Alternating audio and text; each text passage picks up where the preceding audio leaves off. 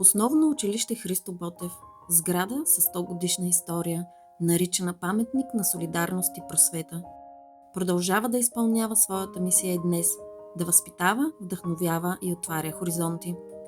342 ученици прекрачват ежедневно прага на училището. Деца, които учат, мечтаят и откриват света с любопитство и увереност. В рамките на 2 години проектът "Обичам моето училище" преобрази цялата сграда. Класните стаи, коридорите, фоетата, актова зала и столът за хранене. Заедно с екипа на Основно училище Христо Ботев създадохме вдъхновяваща и модерна среда за общуване, учене и растеж във всяко пространство. Новият интериорен дизайн вдъхна нов живот на училището. Всяка стая има своя дух и индивидуалност, а промяната на визуалната среда прави всеки учебен час по-лек, по-цветен и по-забавен. Първи етаж – на крилете на книгите.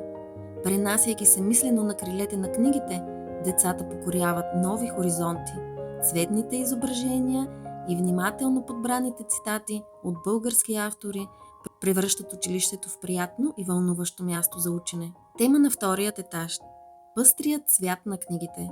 Темата насърчава децата да четат, защото отворената книга е прозорец към нови светове. Проектът "Засади дръвче" учи децата да оставят жива следа и да поемат отговорност към природата и бъдещето. Основно училище Христо Ботев, град Мездра. Училище с памет, дух и грижа за всяко дете. В училището са ставали много ремонти и обновления, но с последния проект то просто е едно бижу. Няма външен човек, който да е влезнал в училището и да не се е очудил от красотата, която ни съпътства вече няколко месеца след завършване на проект. Най-големи благодарности за възможността нашите ученици да чувстват училището като свой втори дом. Според Уолт Дисни всички наши мечти могат да се сбъднат, ако имаме смелостта да ги преследваме. През тези 2 години на проекта, на осъществяването му, изпитвахме както трудности, така и радости в реализирането на тази красива интериорна среда. В наша помощ бяха не само нашите ученици, родители, а и колеги, също така и нашите семейства.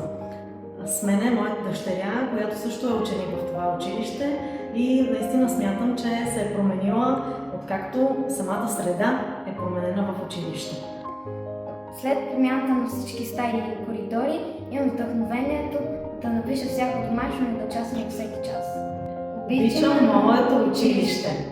Изключително щастлива съм, че започнахме работа по проекта, тъй като училището ни определено имаше нужда от цвят, вдъхновение, допълнителни емоции. Всичките цитати, които са в коридорите на Прогимназия, са свързани с българското творчество и с писатели, които изучаваме от 5 до 7 клас. Децата са изключително щастливи, мисля, че са доста по-мотивирани да работят в такава положителна среда. Като фотограф успях да видя истинската красота и големина на училището. Харесва ли ви нашето училище? Да!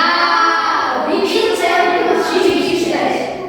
Проекта "Моето училище" за мен е като една детска книжка, която като отвориш, вътре с цветни илюстрации, мъдри мисли, поучителни истории.